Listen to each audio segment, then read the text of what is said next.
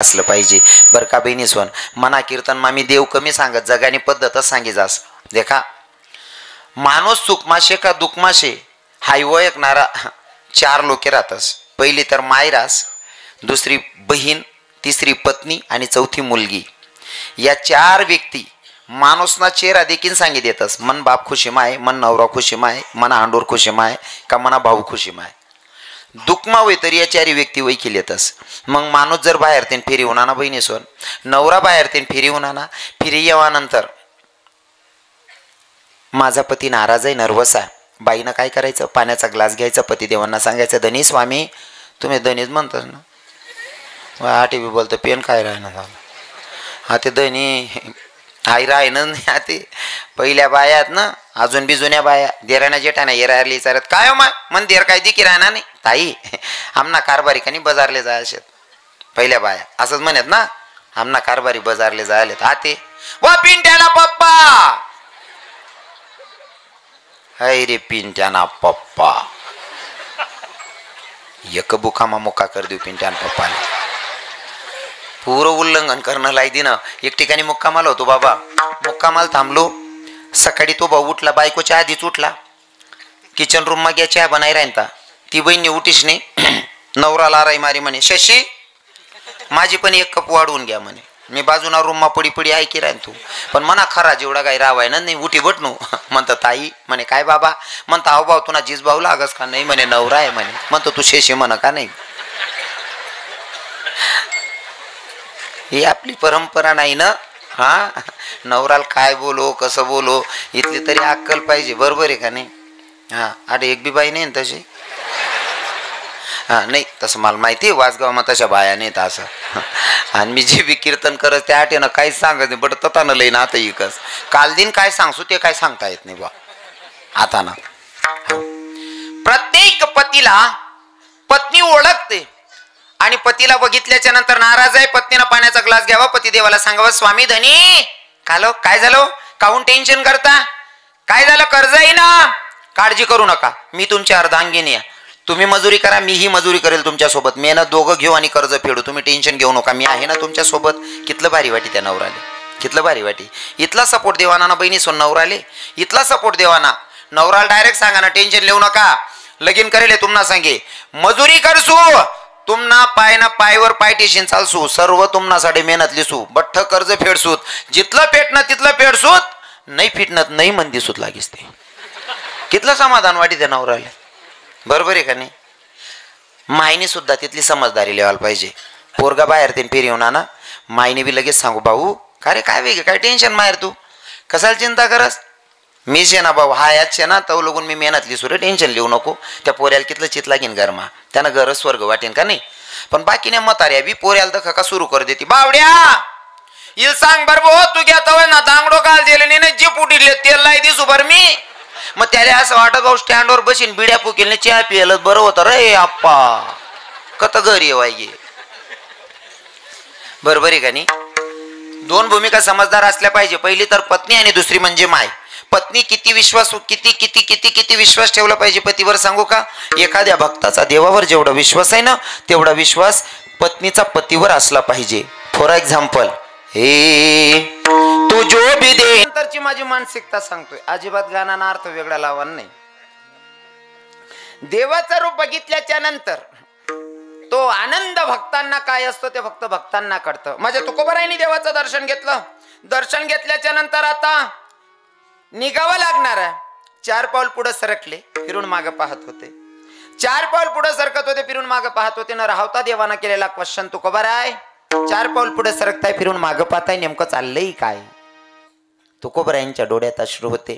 तुकोबाराय सांगतात देवा सांगू का काय चाललंय. एखादी मुलगी माहेरहून सासरी जाते ना देवा, त्या सासरी जाणाऱ्या पोरीला विचारा देवा तिला माहेर सोडायचं काय दुःख असतं, ते दुःख मला तुला सोडताना होतंय.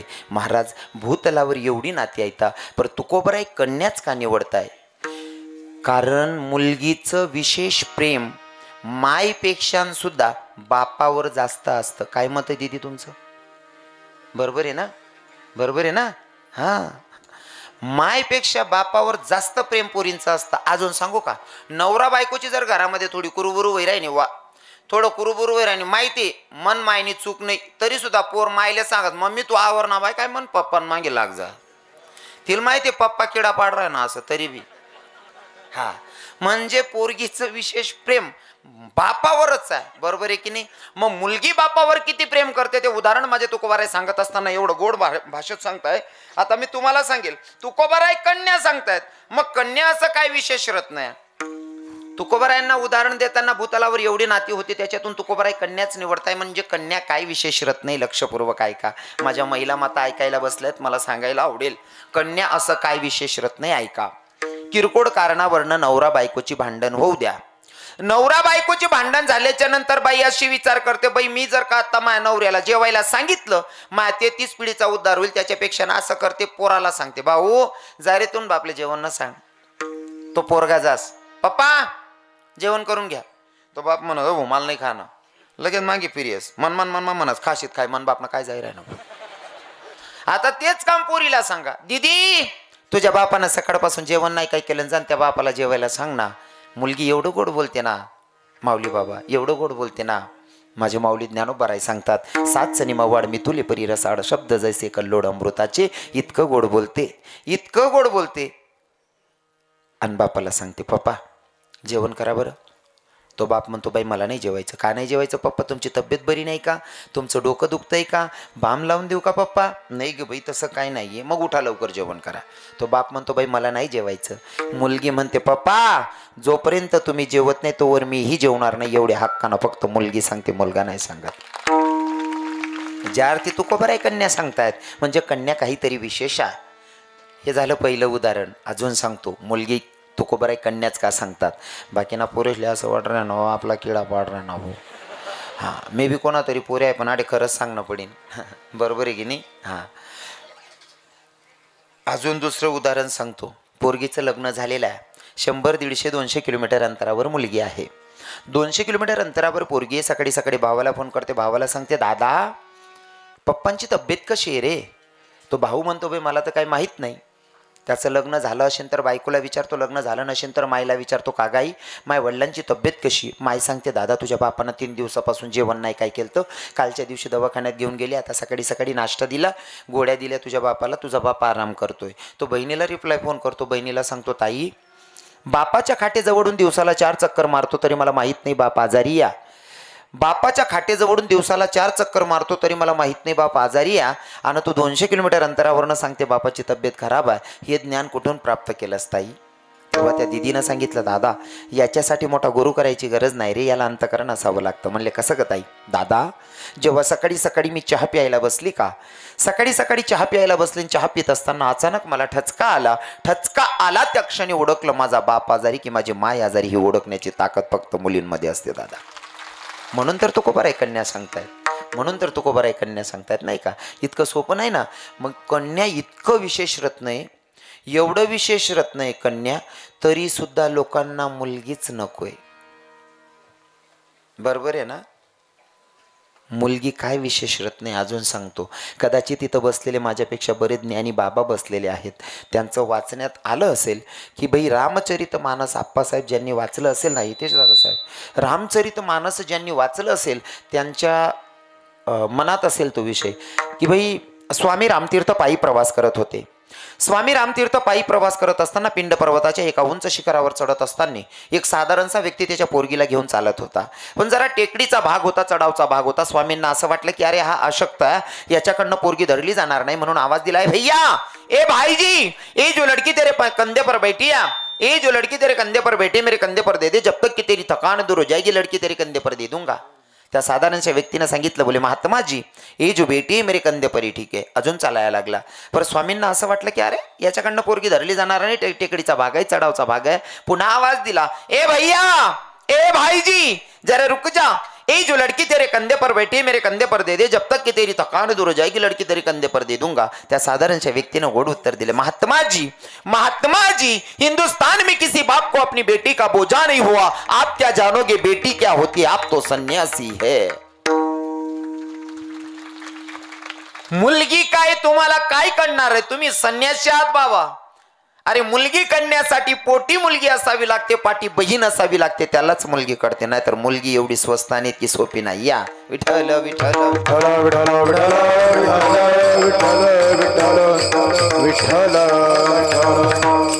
मग ऐका, जर मुलगीचं एवढं विशेष महत्व, काय वेगळे काही नाही ना, बरं नाही ते मला निघाल, बरं बात आहे. मागितले कोणी राहणार बुक्का मारायला, तसा चोपदार चांगला दे की राहणार. मला एकला आहेत तुम्ही बी एकला आहेत, दोन आहेत, मी बी असं माल ते तो बनाय टाकते त्या मना ते कलर सुद्धा बदलाय टाकतील त्या 2-3 बुक्कास. मग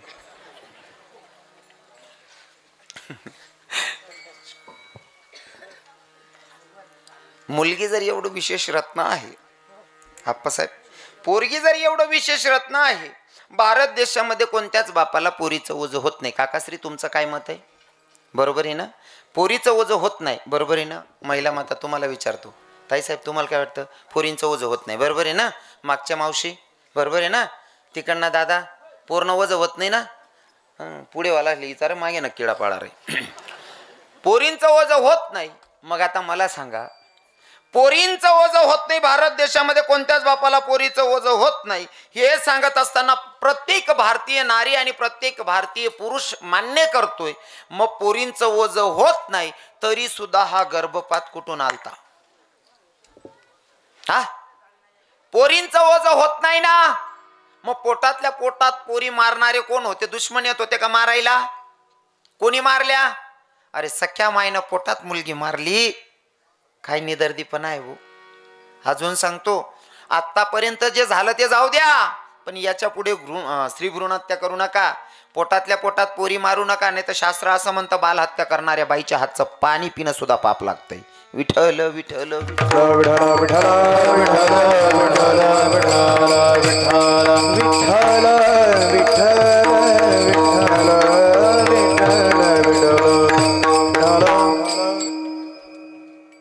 बाल हत्या करणं लय मोठं पाप आहे हो. कृष्ण भगवंताला सुद्धा चुकलेल्याने बाल हत्या केल्याच्या नंतर बहिणी सोन तुम्ही बडाई माराय ओ सोन चिडी सोन, तुम्हीच खेळा पाड राहणार, पोरीशनी बडाई मारा ना, तुम्ही दांगडो घाल देना आठ. हो, बाल हत्यासारखं पाप नाही कोणतं, म्हणून स्त्री भ्रूण हत्या थांबली पाहिजे. बाल हत्या करू नका. बाल हत्या केल्याच्या नंतर नुकसान आपलंच झालंय हो. आपलं नुकसान काय झालंय सांगू का? इथं बसलेले तरुण भाऊ कमीत कमी 30-35 ना, आडे कमीत कमी 100 पोरे होतील, अजून टाया बटेल नाही. नाही म्हणजे खरंच विनोद म्हणून सांगणे नाही, मला खरंच हो. बुडत हे जण न देखवे डोळा येतो कडबडा म्हणून. या पोरी आपण पोटातल्या पोटात मारल्या म्हणून आता आपलेच पोरं 35-35 वर्षाचे झाले, त्यांना बायको भेटत नाही. हाय सर्व पाप आपण करीत येईल, बरोबर आहे की नाही हो. पोरांना पोरी भेटत नाही. पहिले पोरी जास्त पोरे कमी होतात मनीषीने ना, सॉरी हां, पोरी जास्त पोरे कमी होतात मनीषीन. पहिले एक म्हातारा 2-2 लग्न करी आप्पासाहेब होती ना तुमच्याकडे अजून बी काही म्हातारा. हां, एक म्हातारा नाही 2-2 बायका. हा ते 39 वरीच नाव आहे तरी बी टाया बोटी राहणार नाही भाऊ. काय करा ना आप्पा, सर्व सत्यानाश करून घेतला. पहिले एक म्हातारा 2-2 लग्न करे, आता एक बेटी राहिनी नाही. हा, पहिले पोरी जास्त होत्यात मनीषीन. लग्नाले जर निघेत ना पूर्ण तर अशी चिंता राहे, मन पोरले सासू सासरा चांगला भेटायला पाहिजे बा, अशी चिंता राहे पहिला मायबाप असले. पोरी जास्त होत्यात, बरोबर आहे ताई. मनी पोरले सासू सासरा चांगला भेटायला पाहिजे अशी चिंता होती. आता इथलं उलट होई गया, ते सुनबाई चांगली भेटायला पाहिजे बा अशी चिंता होई. हा, तिथलंच नाही बाकीने माया त्या सांगते फक्त लगीन करले बहिणी याला ताका लई जात नाही. विषय संपी घ्या. पण पहिला लोकेस ना विचार इथला भारी होतात ना, मोठं परिवार आहे तर पोरगी देवाना आनंद. का बर? मनी पोर एवढा गरमाशे, नुसतं उष्ट काहीतरी पोटभरी खाईब असा भाव होतात, बरोबर आहे ना. उष्ट काहीतरी पोरबुकी मरणार नाही. हाते ते जन्माला घाला ना, माय बापच ना बी कटाया कंपनी माय का एकला राशी का तटे एकला राशी का एकला दखान करतात, मरी जवाल करतात लोक. मला असं पटस अंडेरनी करता एकलं दकीर आहे ना. मग तुमले बी भगवानने अंडोर देईल शे पोरगा देईल शे, मग तुम न कस काय होईन. हाय रीत नाही योग्य नाही का. तुम्हाकडे नाहीत ना तसा लोक अजून मायच्या. अरे भाव चेंज केले पाहिजे नाही का. आपणच सगळा सत्यानाश केलाय. आणि अजून सांगेल गर्भपात जो झाला ना काकश्री, गर्भपात याच्या मागचं कारण महाराजजी हुंडा मागणाऱ्यांनी चव घातली होती. हुंडा मागणाऱ्यांनी एवढी चव घातली का हुंडा मागायला लाजच वाटेने लोकेशले. कितला बी मागे तो हो बजेटच उसकाट दिलं होता लोकेशने हुंडा मागाना. त्यामुळे बाकीना लोकेशनी कच्ची महत्वालाच नाही पुरी पोटमा मारी टाक्यात. पण मी त्यासले बी सांगस हुंडा मागणाऱ्यानं मागायला नाही पाहिजे, पण हुंडा देणाऱ्यानं आयपतीनुसार दिला पाहिजे. प्रत्येक पोरीच्या बापानं पोरगी जन्माला आली ना त्या दिवसापासून सुरुवात करायची की माझी पोरगी जन्माला आली, यथाशक्ती मला तिला काहीतरी खर्च करावा लागणार आहे. प्रत्येक बापानं खर्च केला पाहिजे. बाकीना लोक सांगतात महाराज आम्ही गरीब लोक आहेत आणि कताईनीतला पैसा लावत नाही कसं काय करूत असं सांगणारले मला विचार नाही. आप्पासाहेब तुमच्या गावामध्ये गरीबातला गरीब माणूस सुद्धा रोजे जास्त तरी रोजना कितला लिहिराय ना 300 रुपया कमीत कमी. 500 असतं 400-500 हो उदड काम करणारा 1000-1500 कमाई राहणार. फक्त 300 रुपया रोज दरा. 300 रुपया रोज कमावणारा सुद्धा 100 रुपयानी इमल खायजास. खरं आहे का नाही. बरोबर आहे ना. तुम्हाला डोळ्यासमोर ना तुम्हाला जोडे आणीन ठी देस मी फक्त डोळ्यामानी गाण दिकत नाही आपले. त्यामुळे सत्यानाश वसाव म्हणजे फक्त 300 रुपया कमावणार सुद्धा 100नी इमल खायजास. मग 100नी विमल तू खुद ना करता खाईश नाही थुकी देस. तुले लाज वाटायला पाहिजे. जिल जन्मान घाला तीन करता जर रोज ना 50 जमाडा तीन लगीन नाही व्हाव. हा सोप्या गोष्टी आहेत ना हो. ऐकवय समजावशे आपले. प्रत्येक बापानं तयारी लागायचं ज्या पोरीला मी जन्माला घातलं हिला मला काहीतरी द्यावं लागेल यथाशक्ती तेवढा बजेटमध्ये राहिलं पाहिजे. हो असं सांगा ना नाही मापन काहीच नाहीये बाकी ना इथला वरात कर दिले तिथली चौगाल दिले नाही पोर लगीन करणं होतं हो पण आत्मा रुपया नाही. मस्त जीवना पोऱ्यावाला जो वय तो करीन लय जाणार होते चाले दी टाकसूत. मग फक्त हाऊसच करीर तू हो करतदार ना. विठ्ठल विठ्ठल विठ्ठल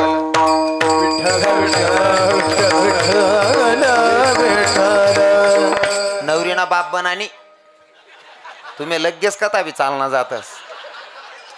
नवरीना बाप बनानी नुसते हाऊसच करी का असं विठ्ठल विठ्ठल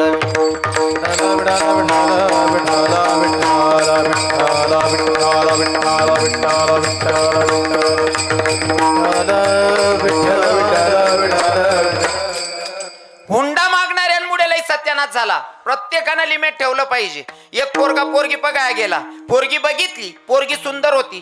पोरगीच्या बापाला सांगितलं तुमची पोरगी आवडते म्हणले मी लग्न करायला तयार आहे पण मला हुंडा पाहिजे. म्हणला नवरदेवचा बाप किती नवरीचा बाप विचारतो किती पाहिजे. हा नवरदेव म्हणे मला 6 लाख रुपये पाहिजे. नवरीना बाप म्हणे एकटा पोरगाशे इंजिनियर पोरगाशे सरकारी कर्मचारी 6 लाख रुपये दी टाकसूत म्हणे. लग्न बी ठरी गे. पण नवरदेव म्हणे दे का वरगोडा मग एकटा नवरदेव नाही नवरी पोरगीलाही फिरवेल म्हणे चालीन भाऊ तुना मते. सुशिक्षित होता तो. आता त्यानं बग्गी तयार केली. एकीकडे नवरदेव बसला एकीकडे नवरी पोरगीला बसवलं आणि वरघोड्यामध्ये चालत असताना नवरी बसलेली नवरदेव पण बसलेला. आता बँड वाजवायला वाजवायला सुरुवात केली आणि त्या तरुण पोरी नाचायला लागल्यात. हो आणि नाचाने इथली धुमरास ना लगीन मा बाप बाप बाप. त्या तरुण पोरी इथला जोर जोर मा नाचायला लागल्यात. इतका जोर मा नाची राहतात. हा नवरदेव फॉर्म मावना नवरी पोर बसेल होती तिला म्हणे पाय ना पठ्ठ्यानं कशी कमावली या किती पोरं नाचता.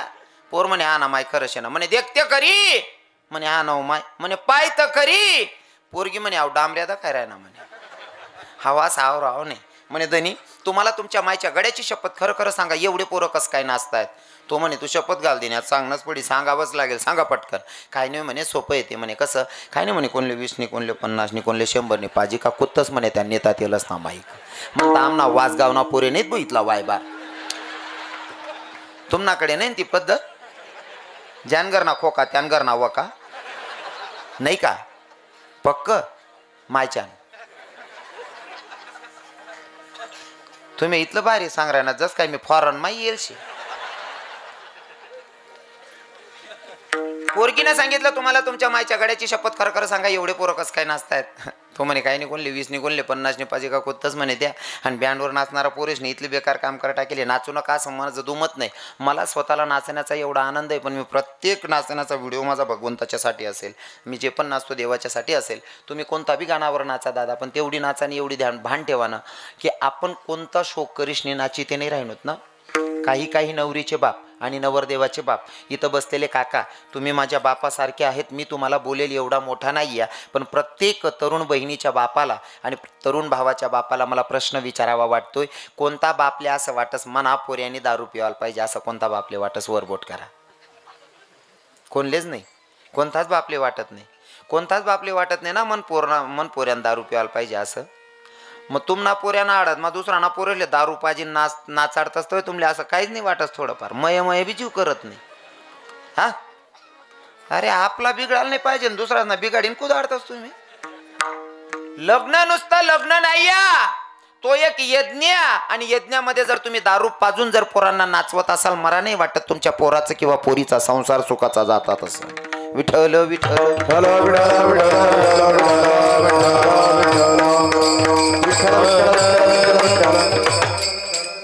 डीजेवाला माझा मित्र आहे अप्पासाहेब. डीजेवालाकडे ना एक नवरदेव उन्हा मी बी बसेलच होतो. डीजेवाला जोडे मित्र उन्हा तो म्हणे भाऊ मित्र डीजेवाला त्यांजोडे नवरदेव उन्हा म्हणे भाऊ तो ना डीजे पाहिजे. पण म्हणे भाऊ म्हणा मित्रांनी सांगा डीजेवालाने म्हणे नवरदेवले भाऊ म्हणे पैसा कितला दिशी आहे नंतर डीजे कितला वाजा लागून वाजाना पहिले ते सांग म्हणे. म्हणता काय रे सोनू दादा पहिले पैसा ठरावायला पाहिजे तू टायमिंग ठरायला ना. नाही म्हणे महाराज आता पोरी इथला वायबार होई जायला शेत ना म्हणे पीसने नाचतच म्हणे 2-2 3-3 वाजा लागून वाजायला लावतच म्हणे डीजे. म्हणता असं आहे का. नवरदेव बी इथला खानदानी होता ना. नवरदेव म्हणे भाऊ ते टेन्शन लिहू नको म्हणे आपला मित्र इथला खानदानी येत ना म्हणे त्यासले एकदावनी जर चढी घे ना म्हणे त्या जनरेटरना आवाजवर बी कुत्तच तू डीजे बंद का करलेत नाही म्हणे. कितला वायबार धंदाचे. आता ते तरुण पोरं नाचत होते.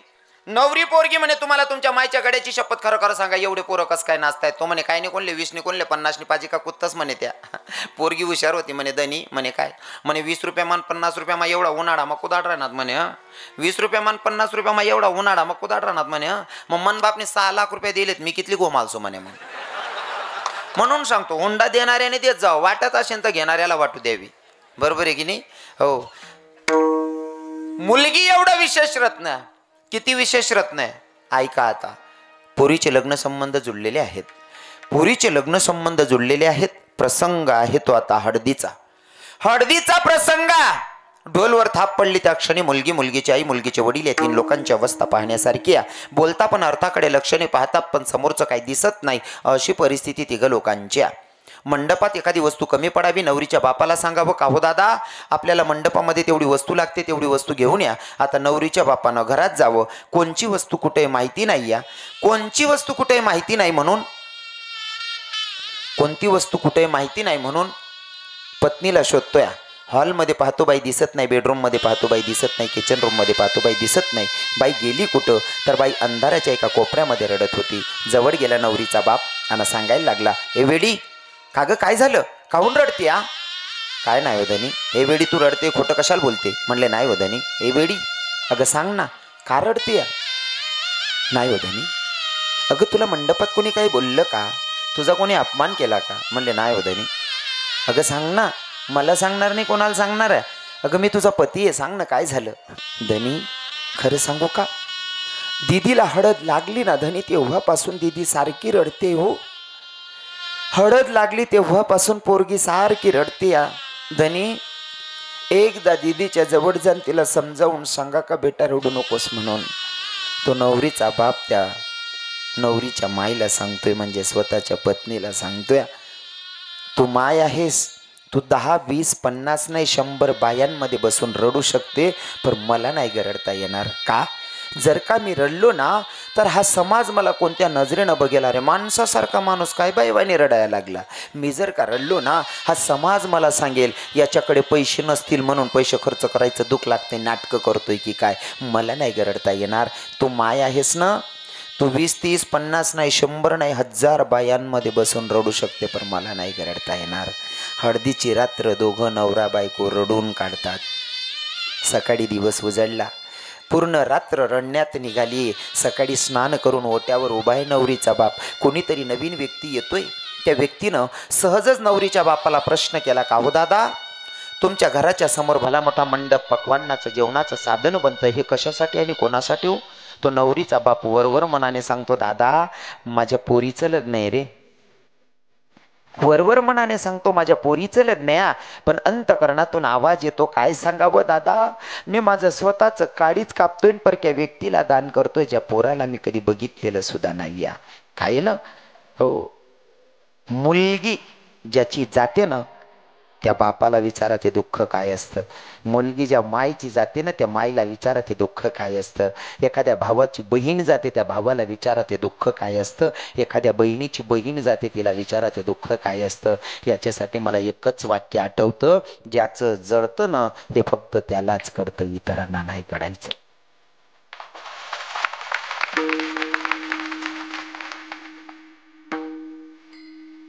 लग्न कसं तरी लागलेलं आहे. लग्नाची विधी आटोपली. आता प्रसंग आहे तो बिदाईचा. पोरगीला आता सासरी निघायचा. पोरगीला सासरी निघायच्या.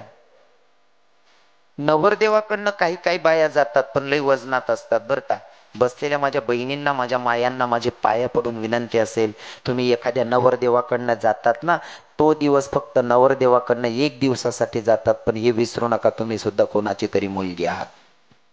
काही काही बाया एका दिवसासाठी जातात कलोरी बनवून, पण त्या नवरी पोरगीला नवरीवाल्यांना एवढा त्रास देतात ना. ती नवरी पोरगीला सांगत होती एक बाई, ए पायी ए पोरी चला आपल्याला निघावं लागतं. ती पोरगी सांगते, आत्या तुमच्या सोबतच येते, पर यायच्या आधी एकदा माझ्या माईला भेटते ना आत्या. काही काही बायालाही वजनात असतात. ते नवरी पोरीला सांगतात, काय भेटते तुझ्या माईला? का ग 20-22 वर्षाची होईस तोपर्यंत तुझ्या माई बापांकडेच होती ना, तेव्हा नाही का विचारलं?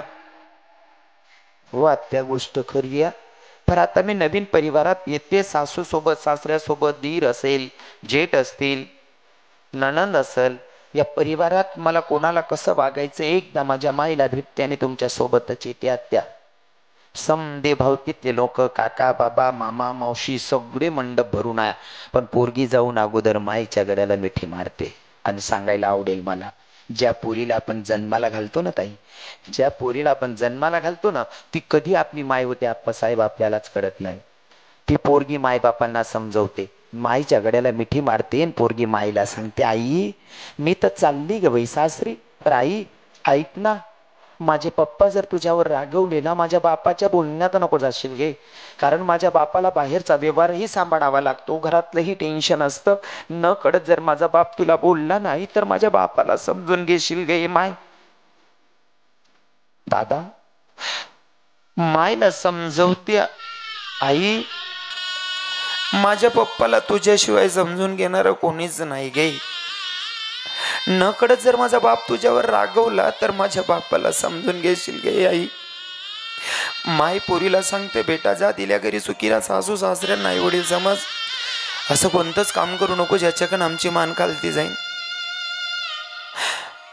बापा मायला भेटले गेले, मंडपाच्या कोपऱ्याला चिमुकली बहीण उभ्या, बहिणीच्याकडे जाते, बहिणीच्या गड्याला मिठी मारते, त्या लहान्या दिदीला सांगते, ताई सारखी सारखी सावली सारखी माझ्या माग पुढे इंडायची राणी, जर का तुझी आठवण आली ना बाई, हातातला घास हातात आणि घशातला घास घशातच राहील ग दिदी, कशी जगेल मी तुझ्या वाचून. बहिणीला भेटलं गेलं दादा, मंडपाच्या कोपऱ्याला भाऊ उभा, भावाच्या गडे धाव घेते, भावाच्या गड्याला मिठी मारते, भावाला सांगते, दादा माझ्याकडनं जर तुला मारलं गेलं असेल ना राजा, तर या बहिणीला माफ कर रे राजा.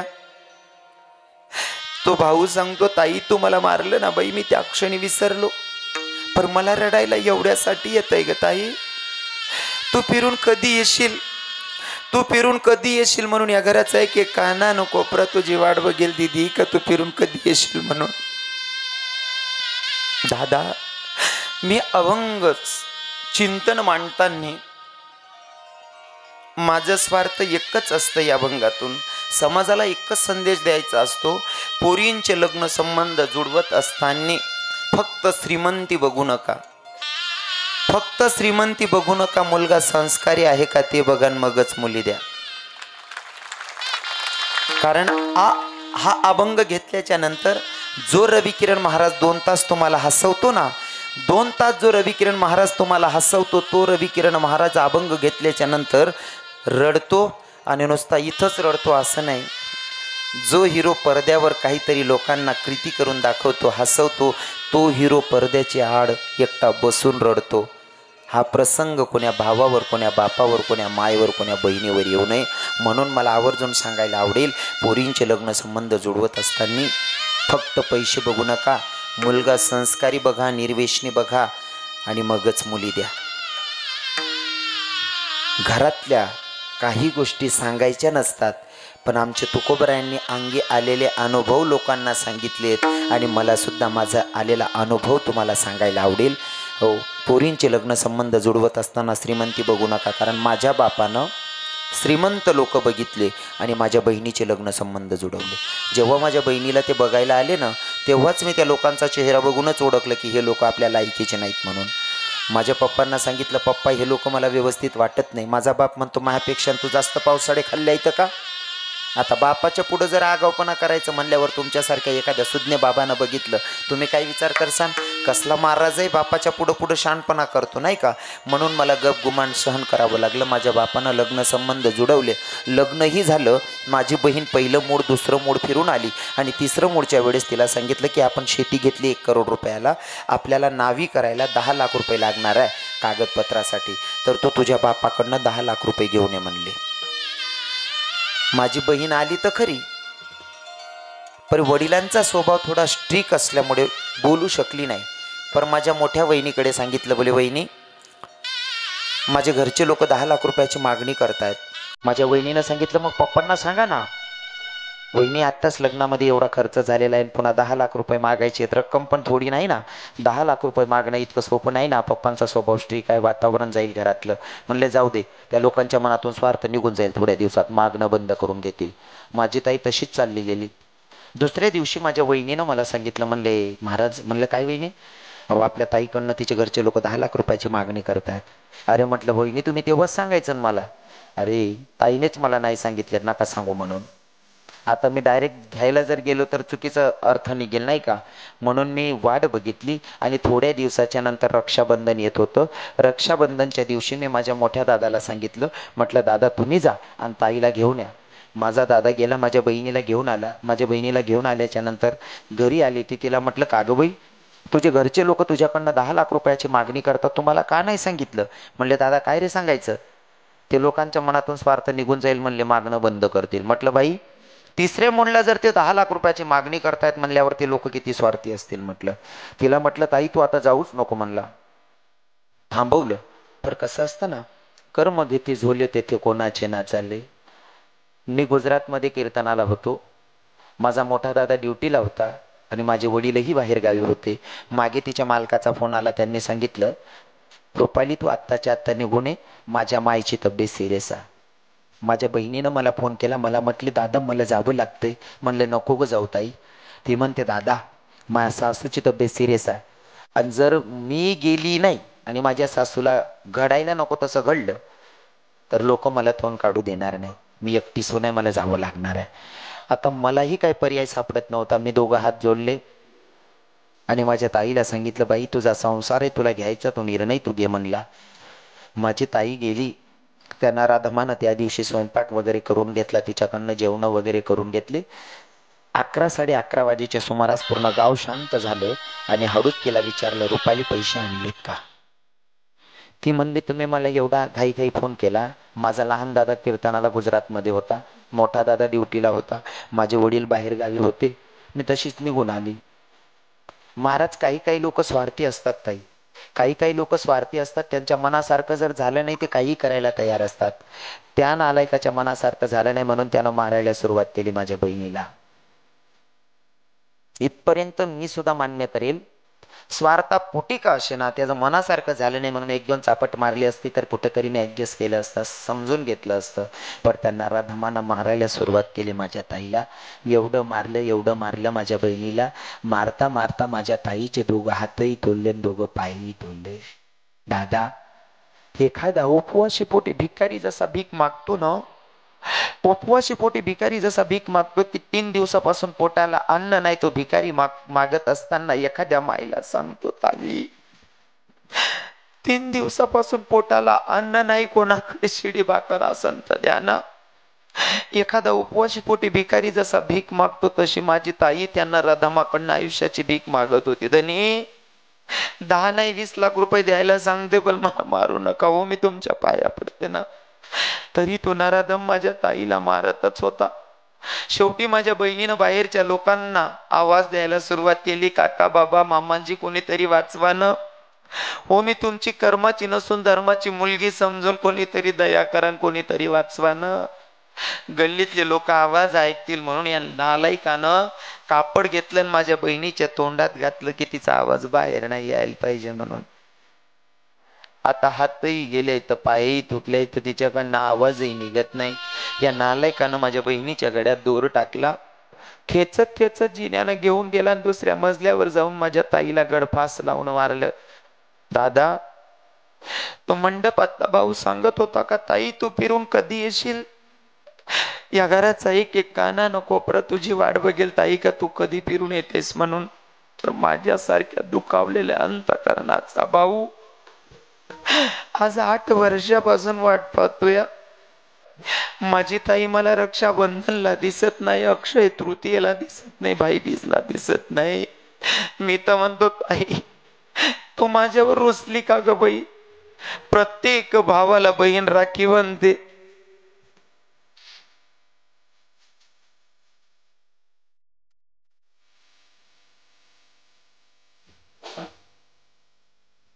प्रत्येक बहीण भावाला राखी बांधते. ताई तुझ्या हाताची राखी बांधण्यासाठी माझ्या हाताची कलाई दर वर्षाला खाली असते ग.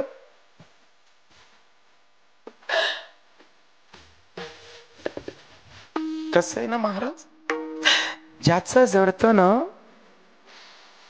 त्यालाच कळतं.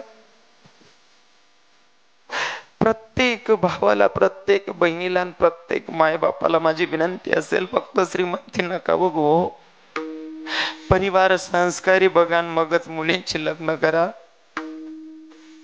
तो मंडपातला भाऊ सांगत होता, ताई तो फिरून कधी येशील, म्हणून या घराचा एक काना नको परत तुझी वाट बघेल गे बाई.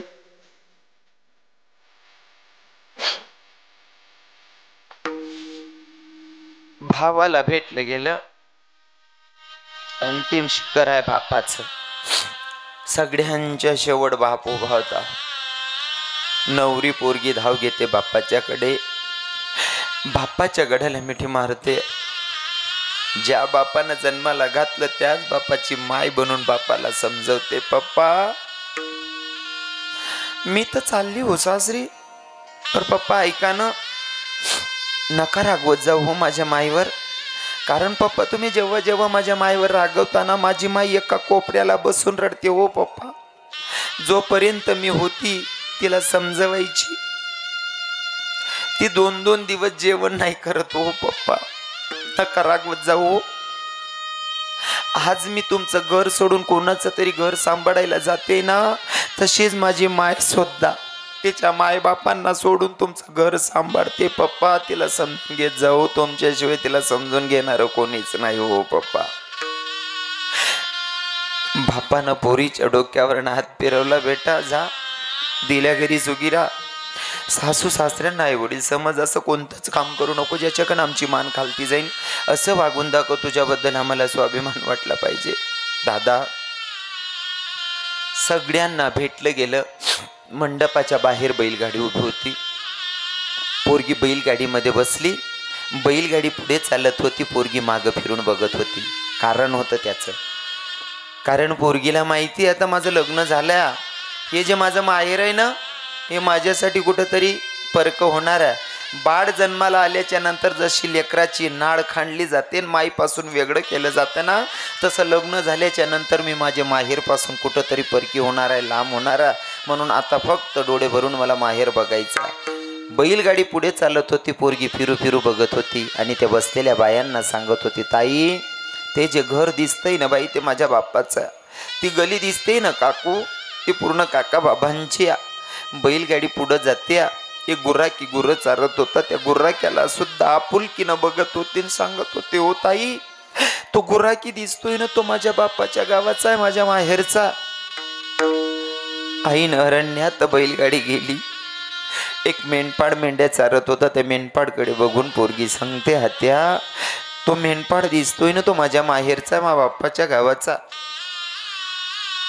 आता मेंढपाळ दिसत नाही, गुर्राकी दिसत नाही, कोणीच दिसत नाही. फक्त मंदिराचा तेवढा ध्वज उडत होता. त्या उडणाऱ्या ध्वजाकडे पोरीनं बघावं आणि त्या भायांना सांगत होते, हात्या, तो जो मंदिराचा ध्वज दिसतोय ना बाई, तो माझ्या बापाच्या गावाचा आहे, माझ्या माहेरचा. बैलगाडी पुढं चालते, पोरगी फिरू फिरू मागं पाहते आणि एकच सांगते, ते माझं माहेर, ते माझं माहेर, ते माझं माहेर. तो प्रसंग माझ्या तुकोबरायांनी बघावा आणि अभंगाच्या प्रसंग